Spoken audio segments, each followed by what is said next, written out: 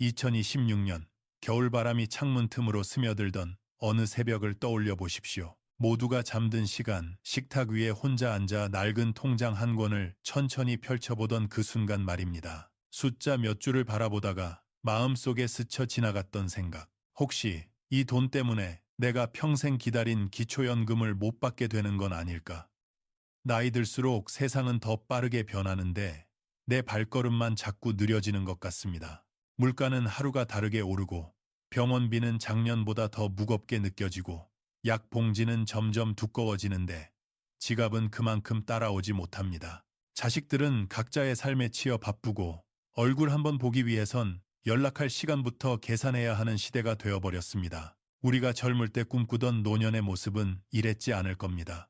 한가한 오후, 따뜻한 차 한 잔과 책 한 권, 손주들 웃음소리가 들려오는 평온한 시간. 그러나 현실의 노년은 점점 여유가 아니라 계산과 불안으로 채워지고 있습니다. 이번 달 고정지출은 얼마인지, 약값은 얼마나 나갈지, 혹시라도 예상치 못한 병원비가 생기면 어떻게 버텨야 할지 머릿속에서 숫자들이 떠나질 않습니다. 특히 혼자 사는 분들의 새벽은 더 길고 더 춥습니다. 조용한 집안, 벽에 걸린 시계 초침 소리만 또박또박 들리고 식탁 위에 놓인 영수증들이 눈에 밟힙니다. 월세, 관리비, 공과금, 그리고 통장 속 잔액을 떠올리며 드는 생각.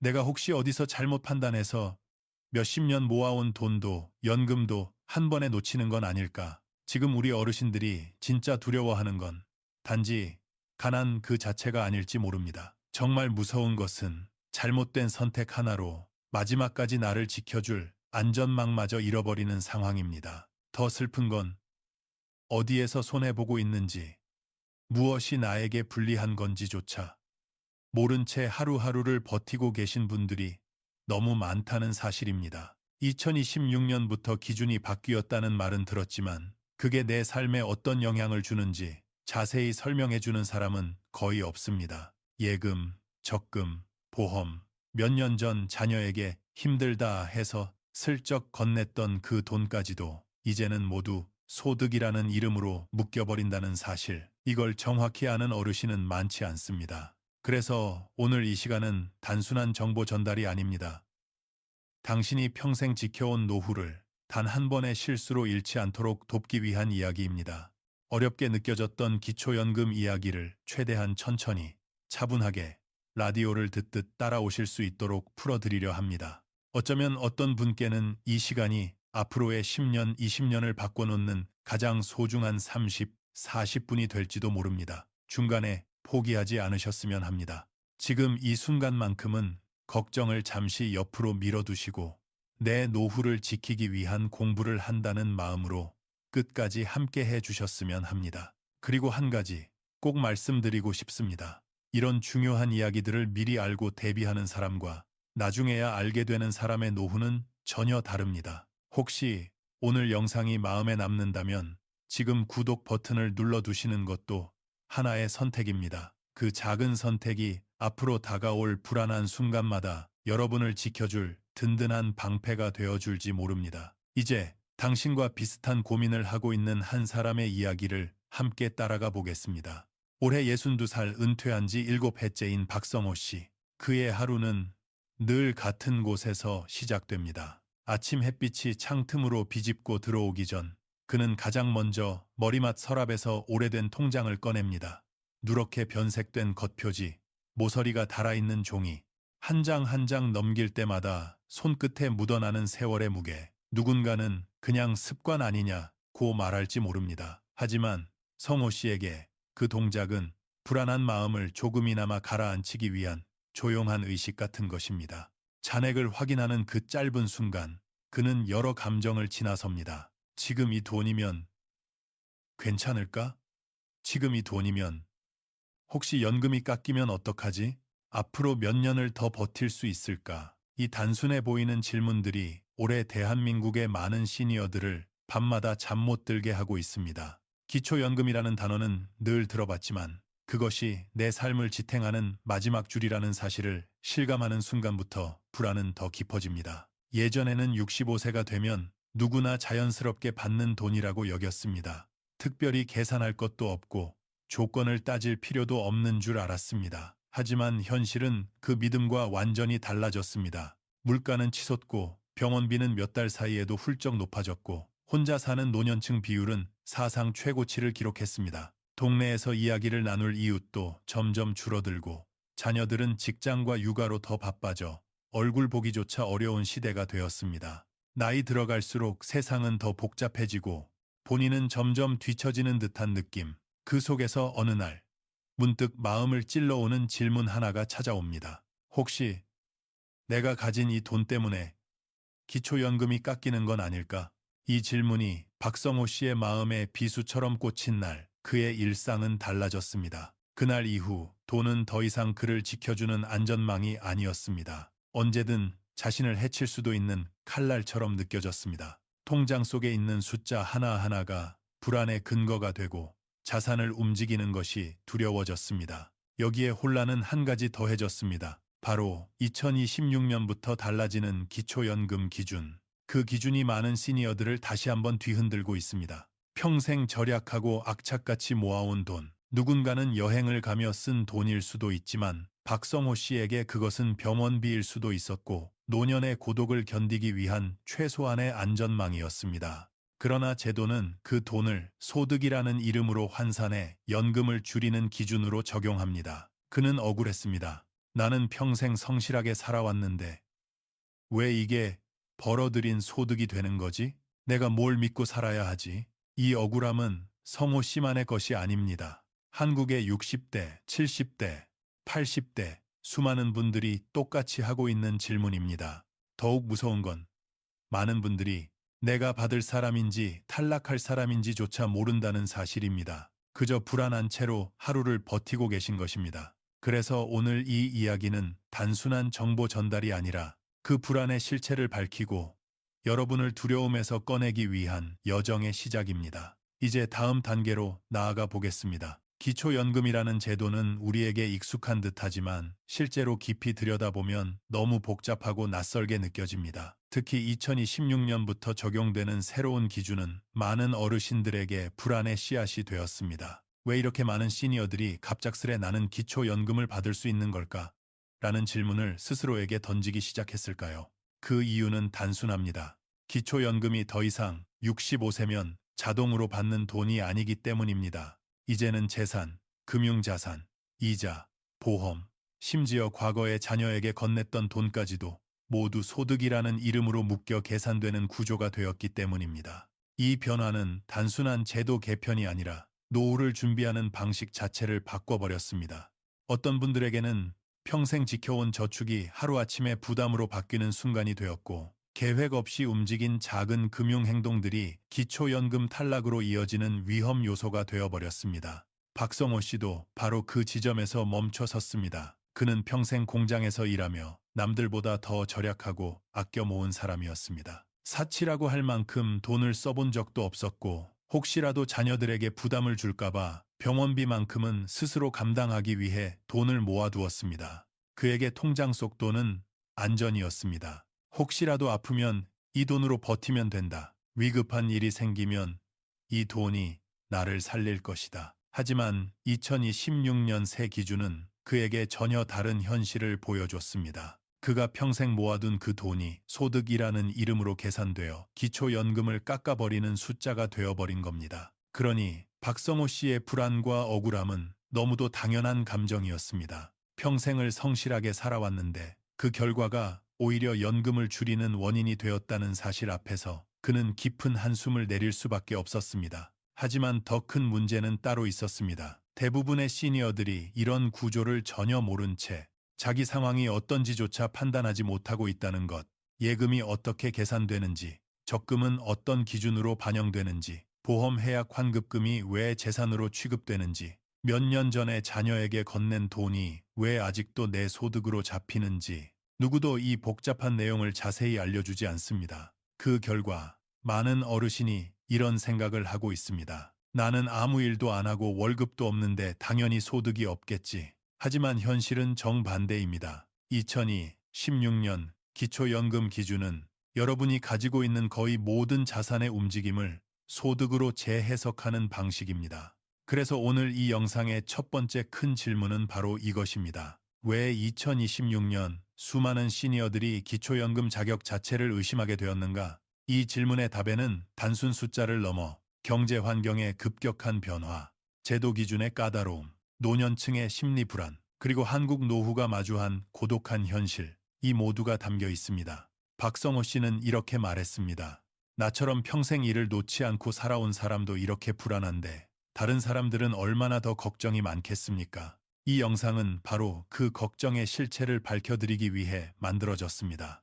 그리고 지금 이 순간부터 우리는 그 불안의 원인을 하나씩 벗겨내며 여러분을 보다 단단한 자리로 안내할 것입니다. 기초연금을 알아보는 과정에서 박성호 씨가 처음 마주한 단어가 있습니다. 바로 소득 인정액. 처음 그 단어를 본 순간 그는 마치 자신이 한 번도 공부해 본 적 없는 시험지 앞에 서 있는 것 같은 기분이 들었다고 합니다. 생소한 용어, 복잡해 보이는 계산 방식, 어디서부터 이해해야 할지 막막함만 밀려왔습니다. 대부분의 어르신들은 이렇게 생각하십니다. 나는 일도 안 하고 월급도 없는데 소득이 뭐가 있겠어.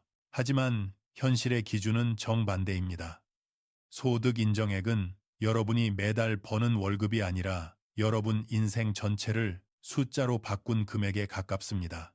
통장에 넣어둔 비상금, 오랫동안 꾸준히 넣어온 적금, 예전에 들어두었던 보험, 자녀에게 도와주려고 건넸던 돈, 심지어 몇 년째 잊고 있었던 작은 금융상품까지도 이 모든 것이 하나로 묶여 소득이라는 이름으로 다시 계산됩니다. 그래서 많은 분들이 혼란스러워합니다. 나는 돈을 번 적도 없는데 왜 소득이 생기는 거지? 이 돈은 쓰려고 모은 것도 아닌데 왜 나에게 불리하게 잡히는 걸까? 박성호 씨도 처음에는 억울함이 치밀어 올랐습니다. 평생 절약하며 모은 돈이 누군가에게 손 벌리지 않으려고 버텨온 그 돈이 왜 갑자기 소득처럼 취급되어 연금을 깎는 기준이 되어버리는지 도무지 이해할 수 없었습니다. 하지만 그는 곧 중요한 사실을 깨달았습니다. 제도가 이렇게 정해져 있다면 결국 모르는 사람이 손해를 본다는 것, 억울해한다고 바뀌는 것은 없고 이해해야만 지킬 수 있다는 현실을 받아들인 것입니다. 소득 인정액은 어렵게 느껴지지만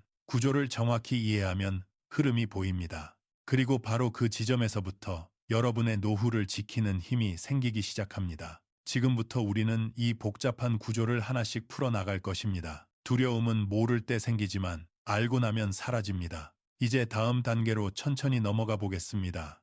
2026년 기초연금 기준을 이야기할 때 가장 먼저 등장하는 숫자가 있습니다. 바로 단독가구 월 231만 원, 부부가구 월 369만 원. 겉으로 보기에는 그저 하나의 수치처럼 보이지만 이 숫자가 어르신들의 노후를 가르는 중요한 경계선이 됩니다. 왜냐하면 이 기준을 단 1원이라도 넘기면 기초연금이 깎이거나 아예 받을 수 없게 되는 경우까지 생기기 때문입니다. 문제는 여기서 시작됩니다. 대부분의 시니어들은 자신의 소득 인정액이 얼마인지 계산할 줄 모른다는 것입니다. 왜냐하면 계산 방식 자체가 너무 복잡하고 무엇이 소득으로 포함되고 어떤 것이 제외되는지 정확히 설명해주는 사람이 거의 없기 때문입니다. 박성호 씨 역시 처음에는 이렇게 생각했습니다. 나는 일도 안 하고 월급도 없는데 소득 인정액이 뭐 그리 크겠어? 하지만 막상 계산을 시작해보니 충격적인 현실이 드러났습니다.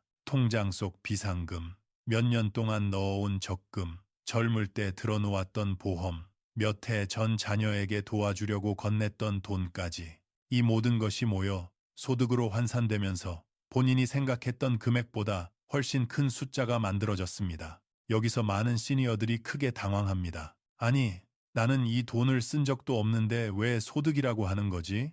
그냥 가지고만 있었던 건데 이게 왜 연금이 깎이는 이유가 되는 거지? 제도의 논리는 이렇습니다. 당신이 어느 정도 재산을 가지고 있다는 사실만으로도 생활 여력이 있다고 판단한다는 것입니다. 그래서 실제로 쓰든 쓰지 않든 그 돈은 월 소득처럼 계산됩니다. 물론 이 방식은 노년층의 삶을 실제로 겪어보지 않은 사람이 만든 기준처럼 느껴질 수 있습니다. 병원비가 언제 터질지 모르는 불안, 자녀에게 손 벌리지 않으려는 마음, 노년에 쓸 수 있는 여유가 아니라 마지막 안전망으로 모아둔 돈, 그런 감정들을 기준은 고려하지 않습니다. 그래서 박성호 씨는 억울함을 넘어 허탈함을 느꼈습니다. 평생 아껴 모은 돈이 마치 벌어들인 소득처럼 취급되어 자신에게 불이익을 주는 현실. 하지만 여기서 한 가지 더 중요한 사실이 있습니다. 억울해한다고 현실이 바뀌지는 않는다는 점입니다. 2026년 기준은 이미 정해진 것이고 지금부터는 그 기준을 이해하고 대비하는 사람이 손해를 피하게 되는 시대가 되었습니다. 그래서 우리가 해야 할 것은 단 하나입니다. 이 기준을 정확히 이해하고 내 소득 인정액이 얼마인지 스스로 판단할 수 있는 힘을 갖는 것. 이제 다음 파트에서는 많은 시니어들이 가장 힘들어하는 부분, 금융재산 계산 방식이 왜 이렇게 복잡하고 불공평하게 느껴지는지 그 이유를 살펴보겠습니다. 기초연금 상담을 처음 받아본 많은 어르신들이 공통적으로 부딪히는 벽이 있습니다. 바로 금융재산 계산 방식입니다. 종이에 적힌 공식만 보면 간단해 보입니다. 금융재산에서 이 0만 원을 뺀다. 그 남은 금액의 4%를 연소득으로 본다. 그 금액을 12로 나눠 월소득으로 계산한다. 단 3줄. 하지만 이 단순한 공식이 노년층의 마음을 가장 크게 흔드는 이유는 따로 있습니다. 그것은 이 공식이 현실과 너무 동떨어져 있기 때문입니다. 어르신들이 통장에 모아둔 돈은 누군가에게 자랑하려고 쌓아둔 돈이 아닙니다. 평생 아껴 쓰고 아프면 쓸 병원비 챙겨두고 자식에게 손 벌릴까봐 준비해 놓은 최소한의 안전망입니다. 그런데 제도는 그 돈을 당신은 매달 이만큼 벌고 있는 것과 같다고 판단해버립니다. 박성호 씨도 그 지점에서 억울함이 북받쳤습니다. 그는 젊은 시절 하루 12시간씩 공장에서 몸을 혹사하며 살았습니다. 점심값을 아끼려고 도시락을 싸다니고 양말 하나도 오래 신기 위해 손으로 꿰매가며 절약했습니다. 그렇게 모은 돈이었습니다. 그런데 이제 그 돈이 자신을 지켜주기는커녕 기초연금을 깎아버리는 칼날이 되어버린 겁니다. 내가 평생 아껴 모은 돈이 왜 죄가 되지? 왜 열심히 살았던 사람이 오히려 손해를 보게 된 거지? 그의 입에서 나온 이 말은 2026년 대한민국 시니어들이 공통으로 느끼는 마음이기도 합니다. 하지만 그 순간 성호 씨는 문득 이런 생각을 했습니다. 억울해도 달라지는 건 없잖아. 그렇다면 내가 이해해야 하지 않을까? 그는 깨달았습니다. 모르는 사람만 손해를 보는 시대가 왔다는 것을.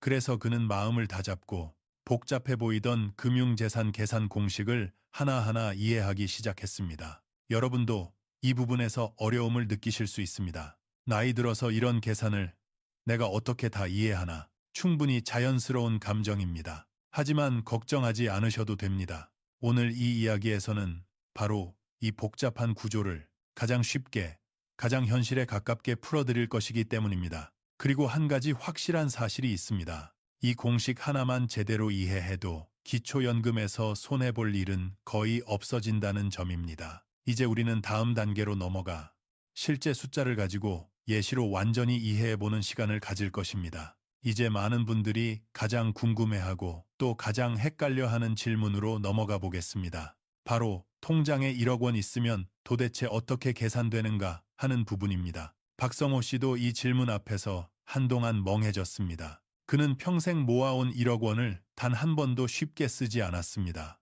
그 돈은 언제 닥칠지 모르는 병원비 혹은 혼자 사는 노년을 버티게 해줄 마지막 안전망 같은 존재였습니다. 하지만 기초연금 계산 과정에서 이 1억 원이 어떤 방식으로 소득 인정액으로 바뀌는지를 알게 된 순간 그의 마음은 무너졌습니다.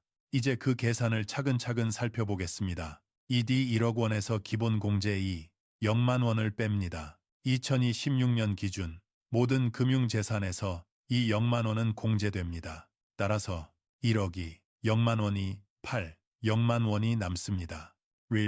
남은 금액의 4%를 연소득으로 환산합니다. 0만 원 베이어 320만 원 연소득 준 이 금액을 12개월로 나눕니다. 320만 원 월 12, 월 약 26만 0원, 즉 통장에 1억 원을 가지고 있다는 이유만으로 매달 26만 6영원을 벌고 있는 것처럼 계산되는 것입니다. 이 부분에서 대부분의 시니어들이 크게 놀랍니다. 나는 이 돈을 벌고 있는 것도 아니고 쓰지도 않았는데 왜 갑자기 매월 소득처럼 계산되는 거지? 박성호 씨도 그 점이 가장 억울했습니다. 그러나 여기서 끝이 아닙니다. 이자 소득이 추가됩니다. 예금해둔 돈에는 당연히 이자가 붙습니다. 2026년 기준 평균 금리를 3%라고 가정해 보겠습니다. 1억 원 배율 3% 연 300만 원 이자, 300만 원, 월 12, 월 25만 원. 기초연금에서는 이 이자 소득 중에서 단 4만 원만 공제됩니다. 즉, 25만 원, 4만 원, 월 21만 원 소득으로 인정. 최종 소득 인정액 26만 6, 0원, 더스 21만 6, 약 47만 6, 0원. 이 숫자를 보는 순간 박성호 씨는 말없이 통장을 내려놓았습니다. 그의 평생을 버텨낸 1억 원이 자신을 지켜주는 울타리가 아니라 연금을 깎아버리는 이유가 되었다는 걸 받아들이기 어려웠기 때문입니다. 아니, 내가 이 돈을 번 것도 아닌데 왜 이렇게 계산되는 거지? 그의 억울함은 너무도 당연한 감정입니다. 하지만 이 예시를 완전히 이해한 순간 성호 씨는 아주 중요한 깨달음을 얻게 됩니다. 감정만으로는 아무것도 바뀌지 않는다. 제도가 이렇게 되어 있다면 내가 이해하고 대비해야 한다. 이제 그는 내 돈이 어떻게 계산되는지, 어떤 부분이 연금을 깎는지, 무엇을 조정해야 손해를 막을 수 있는지 분명하게 보기 시작했습니다. 그리고 그 순간부터 성호 씨 마음속 불안도 조금씩 걷히기 시작했습니다. 지금 영상을 보고 계신 분들도 바로 그 지점을 향해 가고 있는 중입니다. 모르면 두렵지만 알고 나면 지킬 수 있습니다. 다음 파트에서는 이자율 변화가 왜 시니어들의 연금을 흔드는지 많은 분들이 놓치고 있는 또 하나의 함정을 알려드리겠습니다. 이제 많은 분들이 예상하지 못한 또 하나의 변수로 넘어가 보겠습니다. 바로 은행 이자율 변화가 기초연금을 흔드는 이유입니다. 박성호 씨는 평생 누구보다 절약하며 살아온 사람이었습니다. 지갑에 현금을 많이 넣고 다니지도 않았고 혹시라도 예상치 못한 병원비가 생길까봐 정기예금과 적금 같은 안전한 금융상품만 꾸준히 유지해 왔습니다. 그에게 예금은 투자나 욕심이 아니라 노년의 마지막 보험이었습니다. 누구에게 손 벌리지 않기 위한 최소한의 자존심이자 혼자 늙어가더라도 스스로를 지탱할 수 있는 버팀목이었죠.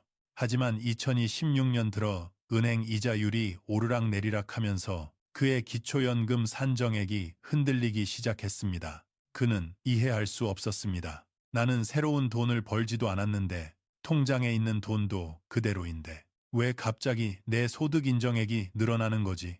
그러다 상담을 통해 알게 된 진짜 이유, 바로 이자 소득 때문이었습니다. 이자율이 조금만 변해도 소득 인정액이 달라진다. 2026년 평균 예금 금리가 3%라고 가정하면 1억 원 예금 시 1년에 300만 원의 이자가 생깁니다. 이를 12개월로 나누면 월 25만 원, 그중 단 4만 원만 공제, 나머지 21만 원이 소득으로 잡힙니다. 즉, 이자율이 3%, 3.3%로 오르면 이자 소득은 더 커지고 그만큼 소득 인정액도 올라가게 됩니다. 그리고 그 결과 기초연금이 깎이거나 탈락하는 일까지 벌어질 수 있습니다. 문제는 많은 시니어들이 그 이유를 모른다는 것. 나는 그냥 그대로 살아왔는데 아무 변화도 없는데 연금이 줄었어. 이렇게 혼란스러워하는 어르신들이 너무 많습니다. 실제로는 은행 금리가 움직였을 뿐인데 그걸 소득으로 계산하는 제도의 특성 때문에 갑자기 불이익을 받는 경우가 빈번합니다. 그 불합리함을 마주한 박성호 씨는 한동안 말문을 잃었습니다. 억울한 감정은 분명히 있었지만 그보다 더 큰 감정은 허탈함이었습니다. 나는 평생 성실하게 살려고 했을 뿐인데 그의 마음은 한순간에 무너지는 듯 했습니다. 그러나 그 허탈함 속에서 그는 다시 마음을 다잡았습니다. 제도를 바꿀 수 없다면 제도에 휘둘리지 않는 방법을 배워야 한다. 그는 깨달았습니다. 세상은 나를 위해 멈춰주지 않고 은행 금리도 내 삶을 고려해 움직여주지 않는다는 것을. 따라서 지금 노년에게 가장 필요한 생존 전략은 제도의 흐름을 이해하고 그 안에서 나를 보호하는 것이었습니다. 오늘 영상을 보고 계신 여러분도 마찬가지입니다. 이자율이 어떻게 변화하는지, 그 변화가 내 자산과 연금에 어떤 영향을 주는지 이해하는 순간 여러분은 제도에 흔들리는 사람이 아니라 제도를 활용하는 사람이 됩니다. 당하지 않겠다는 마음, 그 마음 하나가 여러분의 노후를 완전히 바꿀 수 있습니다.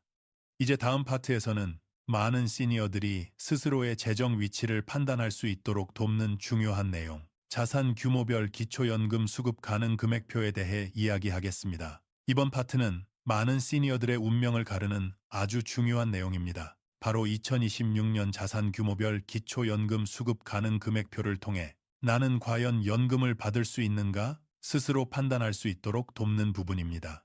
사실 많은 어르신들이 불안한 이유는 단순히 돈이 부족해서가 아닙니다. 내가 지금 어떤 상태인지 정확히 모르는 것, 바로 그 막막함 때문입니다. 한 발 앞이 보이지 않으면 사람의 마음은 더 불안해지는 법이죠. 박성호 씨 역시 그랬습니다. 상담을 받기 전까지 자신이 연금을 받을 사람인지, 이미 기준을 넘어 탈락한 사람인지 그조차 알지 못한 채 매일 통장 잔액만 바라보며 막연한 걱정 속에서 하루하루를 보냈습니다. 하지만 자산표를 통해 자신의 위치를 확인한 순간 그의 마음은 비로소 정리되기 시작했습니다. 2026년 기준 금융재산 규모 소득 인정액 예시. 앞서 우리가 살펴본 방식대로 계산하면 대략적인 소득 인정액은 다음과 같습니다.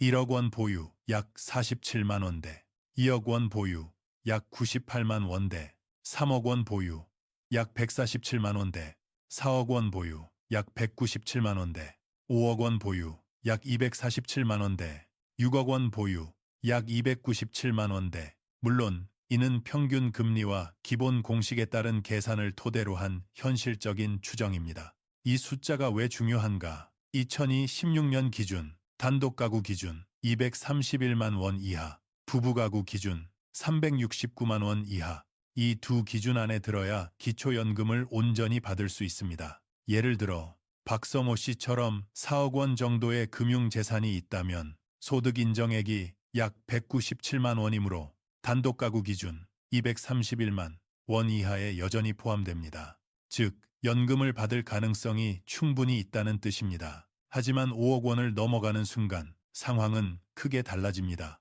소득 인정액이 단독 기준을 넘기기 시작하고 이 경우 연금이 깎이거나 아예 제외될 가능성이 높아집니다. 이 표가 주는 진짜 의미. 박성호 씨는 이 숫자를 처음 봤을 때 말 그대로 충격을 받았습니다. 평생 남에게 손 벌리기 싫어서 조금씩 모아둔 돈이 결국 내가 받을 수 있는 연금까지 결정하다니. 그는 억울함과 씁쓸함을 동시에 느꼈습니다. 열심히 일한 사람이 오히려 불리해지는 구조처럼 보였기 때문이죠. 그러나 그는 이 순간 포기하지 않았습니다. 오히려 자산표를 보며 스스로에게 질문을 던지기 시작했습니다. 나는 지금 어느 구간에 있을까?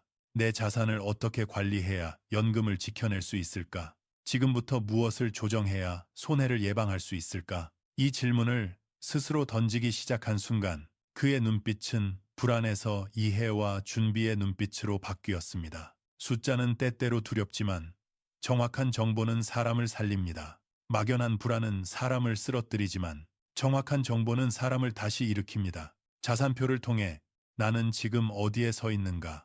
이것만 정확히 알아도 여러분은 이미 절반의 불안을 벗어난 셈입니다. 다음 파트에서는 금융재산만이 아니라 주택, 부동산, 보험, 빚까지도 연금에 영향을 준다는 사실과 많은 분들이 놓치는 함정을 이어서 살펴보겠습니다.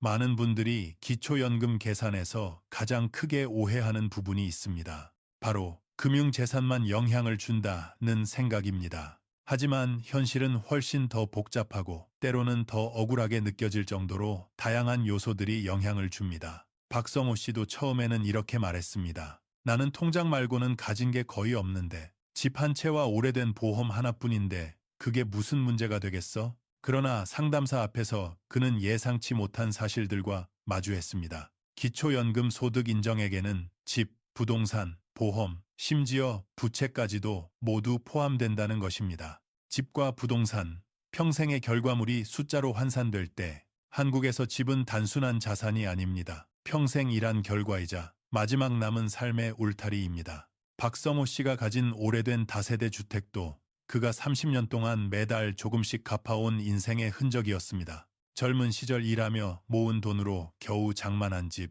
그는 이 집만큼은 잃지 않기 위해 수없이 절약했습니다. 하지만 제도는 이 집을 단순한 재산으로만 판단합니다. 집이 있다는 사실 자체가 소득 인정액 계산에 영향을 주고 때로는 연금 수급 여부를 결정하는 기준이 되기도 합니다. 집이 크든 작든 오래되었든 아니든 어르신의 삶이 담겨있는 공간이라는 감정은 고려되지 않습니다. 오직 숫자만이 기준이 됩니다.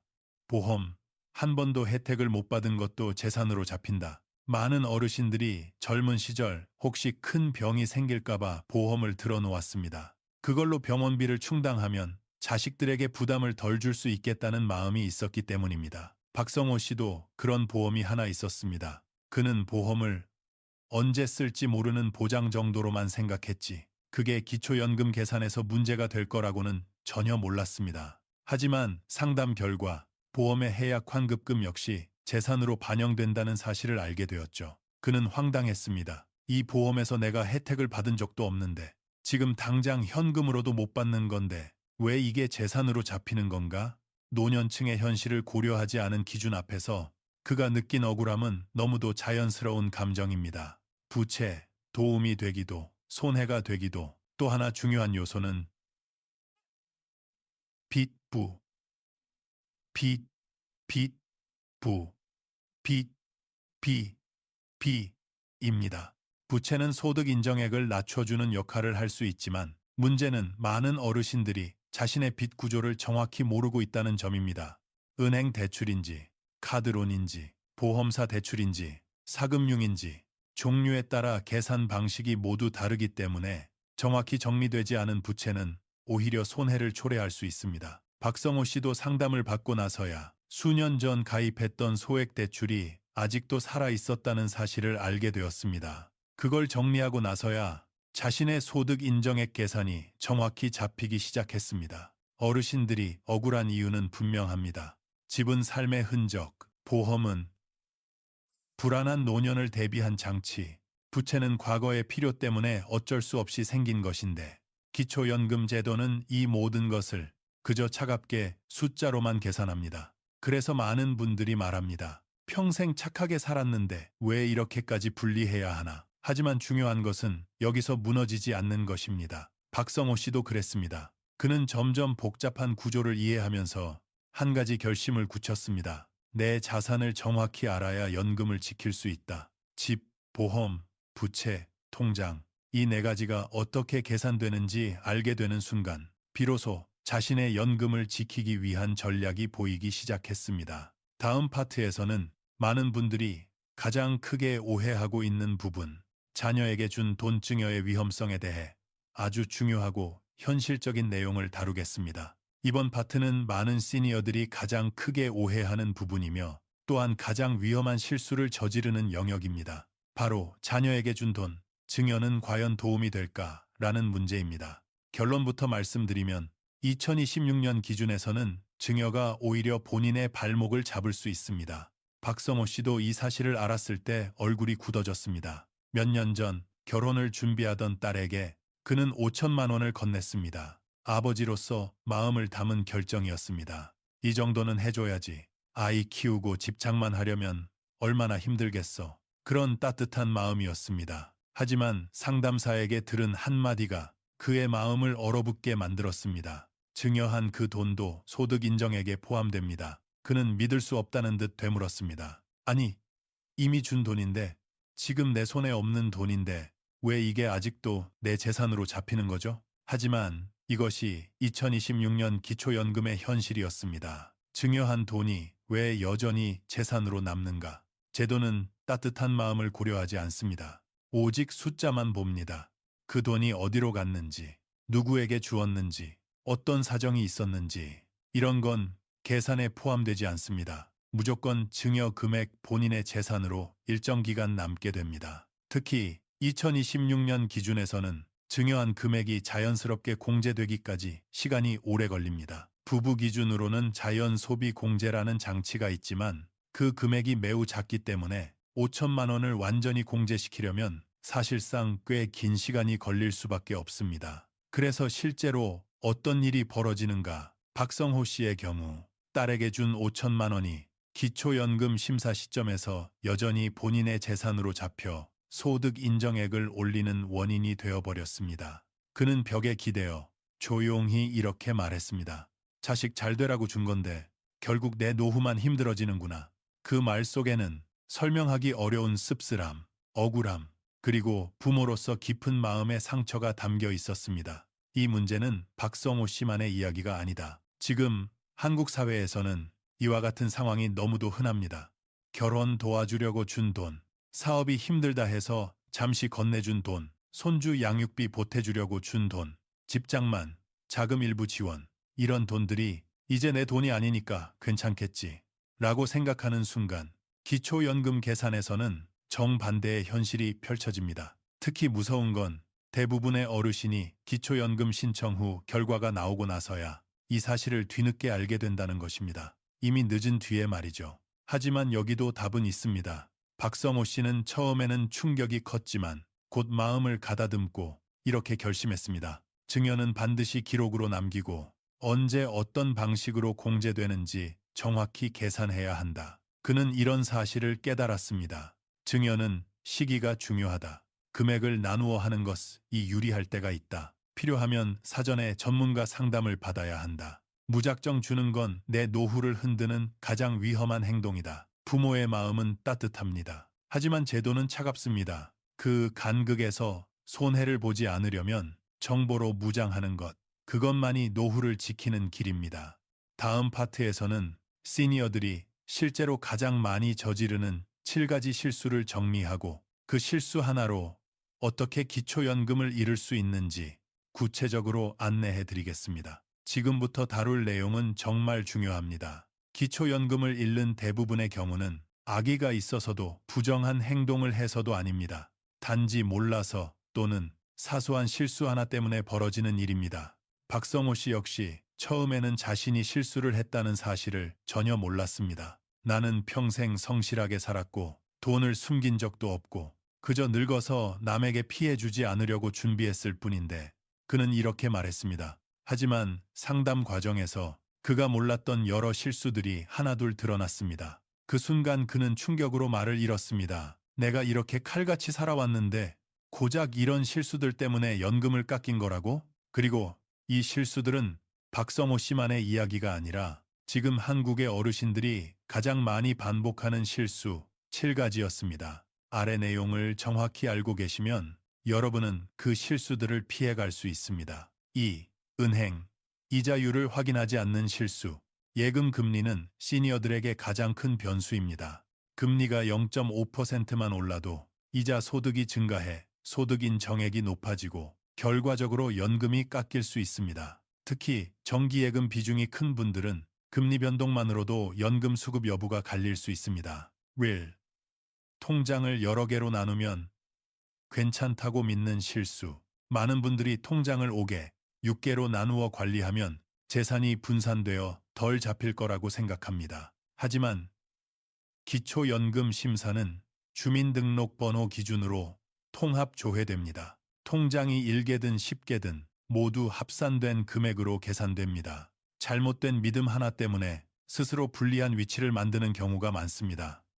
나는 이 돈을 안 쓰니까 소득이 아니다 라는 착각, 제도는 내가 이 돈을 쓰는지 보지 않습니다. 그저 얼마를 가지고 있는가만 봅니다. 사용 여부와 상관없이 금융재산은 자동으로 소득으로 환산됩니다. 이 부분에서 많은 분들이 억울함을 느끼지만 제도의 기준은 감정이 아니라 숫자입니다. 옌.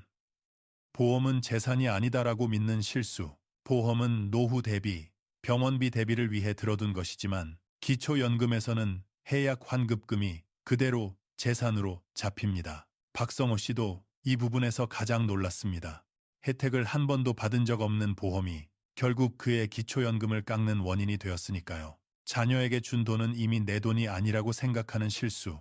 앞선 파트에서 다뤘듯 증여한 돈은 일정 기간 동안 여전히 본인의 재산으로 간주됩니다. 많은 부모님들이 도움이 되라고 줬는데 뭐가 문제야?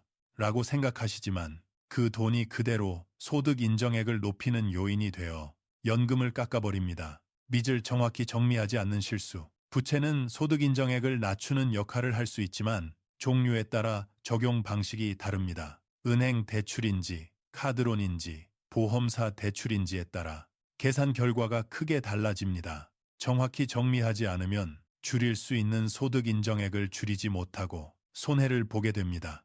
주변 사람 말만 믿는 실수. 우리 아파트 경비 아저씨는 그랬어.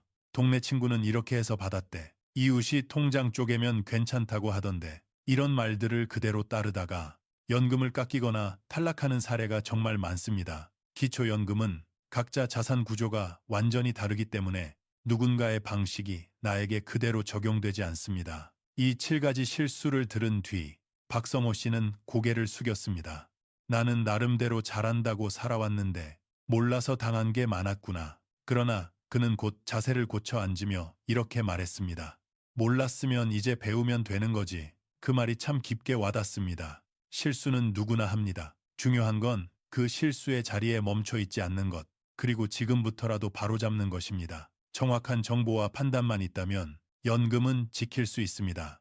여러분의 노후도 지킬 수 있습니다. 다음 파트에서는 기초연금을 감액 없이 지키는 2016년 자산 전략, 즉 실제 행동으로 옮길 수 있는 구체적 방법들을 하나씩 안내해 드리겠습니다. 이제부터는 가장 실질적이고 가장 중요한 이야기로 넘어갑니다. 앞선 모든 정보가 이해의 과정이었다면 지금부터는 행동의 단계, 즉 기초연금을 감액 없이 지키는 실제 전략을 말씀드리는 시간입니다. 박성호 씨는 지난 몇 달 동안 금융재산, 이자율, 증여, 부동산, 보험, 부채까지 기초연금에 영향을 주는 모든 요소를 하나씩 배워왔습니다. 그 과정에서 그는 여러 감정을 경험했습니다. 처음에는 분노, 그 다음에는 좌절, 그리고 막막함. 하지만 그는 그 감정에 머물지 않았습니다. 어느 순간 이런 생각이 들었기 때문입니다. 노후는 기다리는 사람이 아니라 준비하는 사람이 지키는 것이다. 그 깨달음 이후 그는 오히려 담담한 마음으로 2026년에 맞는 새로운 자산 전략을 세우기 시작했습니다. 그리고 오늘 그 전략을 여러분께 하나씩 나누어 드리려고 합니다. 이 현금을 한 곳에 쌓아두는 방식은 위험하다. 많은 시니어들은 혹시 아플까봐, 혹시 혼자 쓰러질까봐, 혹시 자녀에게 폐가 될까봐 통장 안에 현금을 최대한 많이 넣어두려 합니다. 하지만 이 방식은 소득 인정액을 크게 올리는 원인이 됩니다. 이제는 단기 사용 목적 계좌, 중기 보관 계좌, 필요자금 계좌, 이렇게 목적에 따라 분산 관리하는 것이 훨씬 유리합니다. 위에 예금 적금의 금리를 반드시 확인해야 한다. 금리가 조금만 올라가도 이자 소득이 늘어나 연금이 깎일 위험이 생깁니다. 그래서 박성호 씨는 금리가 너무 높은 상품을 피하고 연금의 영향이 적은 안정형 금융상품으로 갈아탔습니다. 이 단순한 조정 하나로 그의 연금 감액 위험은 크게 줄었습니다. 미에 보험은 필요한 것만 남기고 과감히 정리하라. 보험은 노년의 불안을 줄이기 위한 수단이지만 해약 환급금이 큰 보험은 오히려 연금 감액의 원인이 되기도 합니다. 박성호 씨는 오랫동안 유지해왔던 보험 하나가 자신의 연금을 깎고 있다는 사실을 알고 과감하게 정리했습니다. 그 결정은 그가 한 선택 중 가장 현명한 선택 중 하나였습니다.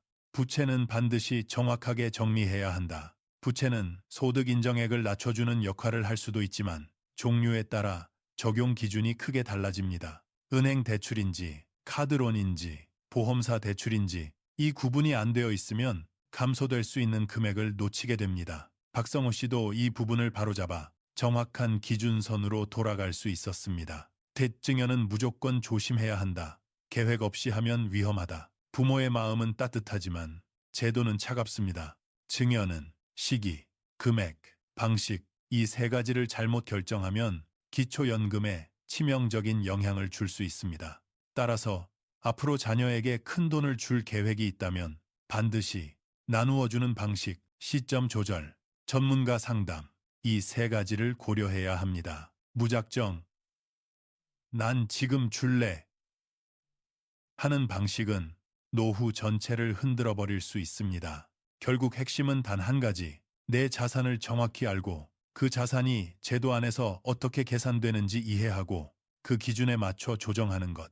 이것이 연금을 지키는 유일한 전략입니다. 박성호 씨는 이 사실을 깨달은 순간 더 이상 흔들리지 않았습니다.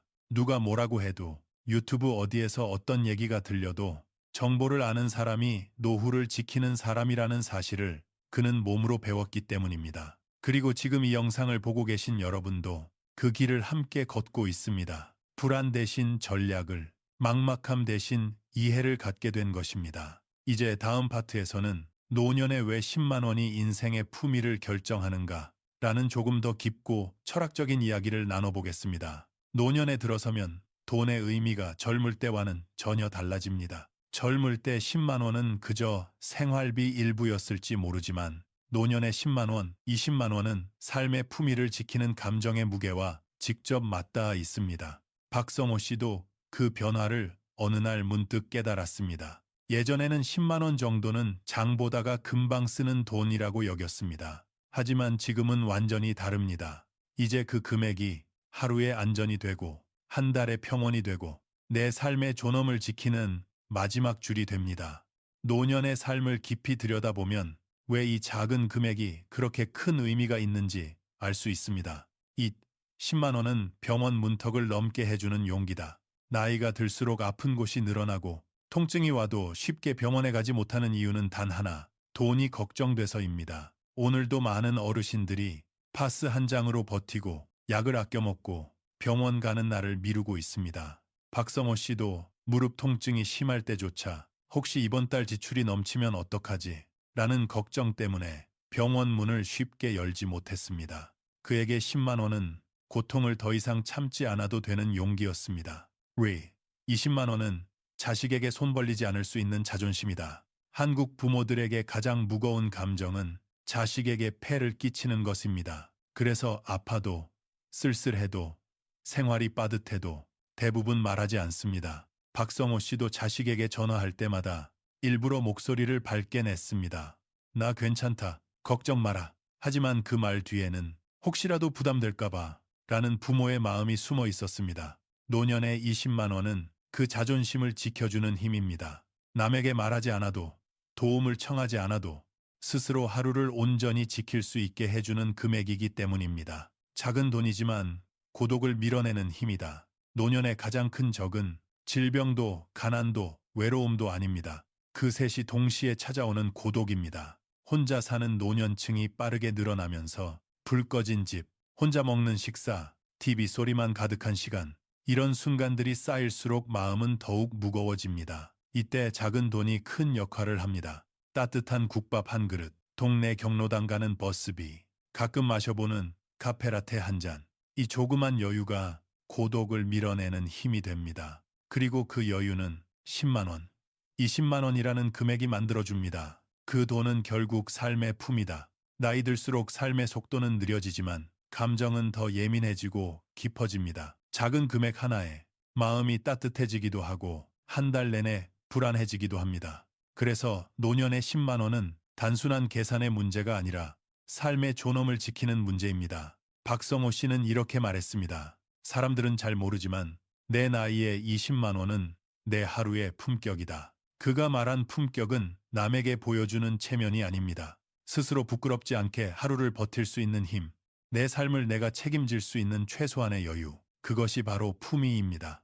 기초연금을 지키는 것은 단지 돈을 지키는 것이 아닙니다. 나의 신념, 나의 자존심, 그리고 나의 존엄을 지키는 일입니다. 그래서 박성호 씨는 아무리 복잡하고 억울해도 스스로에게 되뇌었습니다. 나는 이 연금을 지켜야 한다. 이건 단순한 돈이 아니라 내 남은 삶을 지켜주는 줄이니까. 그리고 지금 여러분도 그 마음으로 이 영상을 보고 계실 겁니다. 다음 파트에서는 그 모든 여정을 마무리하며 왜 지금 포기하지 말아야 하는가 마지막 메시지를 전해드리겠습니다. 지금까지 긴 여정을 함께 걸어오셨습니다. 제도는 복잡했고 계산은 어려웠고 때로는 억울하고 답답하기도 하셨을 겁니다. 그러나 이 마지막 파트에서 드리고 싶은 메시지는 단 하나입니다. 포기하지 마십시오.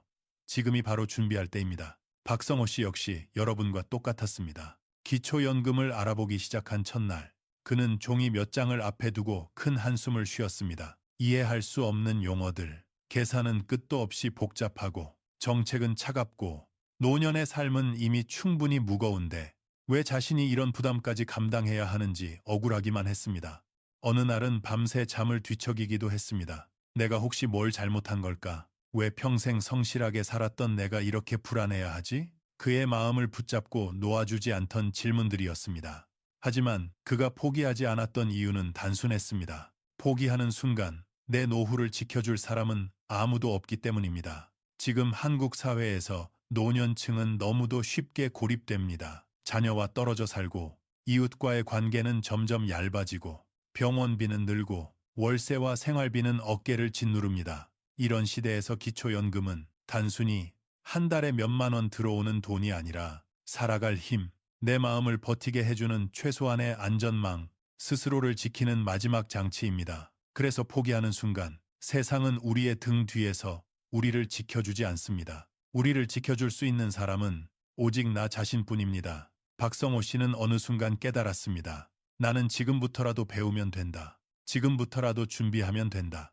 늦은 게 아니라 이제 시작하는 거다. 그는 조금씩 자신의 자산을 정리했고 소득 인정액 계산 구조를 이해했고 무엇을 조정해야 하는지 파악하기 시작했습니다. 그 순간부터 그의 삶은 달라졌습니다. 막막함은 사라졌고 두려움은 줄어들었고 대신 마음속에 확신과 준비 그리고 안정감이 자리 잡았습니다. 지금 이 영상을 보고 계신 여러분도 바로 그 지점에 서 계십니다.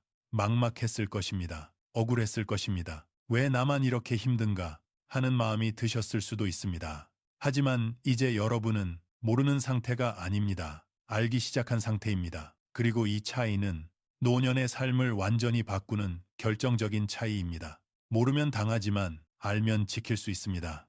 여러분은 지금 지킬 수 있는 사람이 되고 계십니다. 이제 마지막으로 여러분께 한 가지 질문을 드립니다. 당신의 선택은 무엇입니까? 오늘 이 영상을 그냥 듣고 넘어가시겠습니까? 아니면 지금 이 자리에서 여러분의 노후를 지키기 위한 첫걸음을 내디드시겠습니까? 박성호 씨는 이렇게 말했습니다. 나는 제도를 바꿀 수는 없지만 제도에 휘둘리지 않을 수는 있다. 그게 내가 배운 가장 큰 교훈이다. 그의 말처럼 우리의 힘은 세상을 바꾸는 데 있지 않습니다. 우리 자신의 노후를 지키는 데 있습니다. 만약 오늘의 이야기가 조금이라도 도움이 되었다면 앞으로 중요한 정보를 놓치지 않기 위해 구독과 좋아요를 눌러주세요. 이 작은 행동 하나가 여러분의 남은 삶을 지켜주는 큰 힘이 될 수도 있습니다. 오늘도 끝까지 함께 해주셔서 감사합니다. 그리고 기억하십시오. 당신의 노후는 어떤 제도도 어떤 사람도 대신 지켜주지 않습니다. 오직 당신만이 지킬 수 있습니다.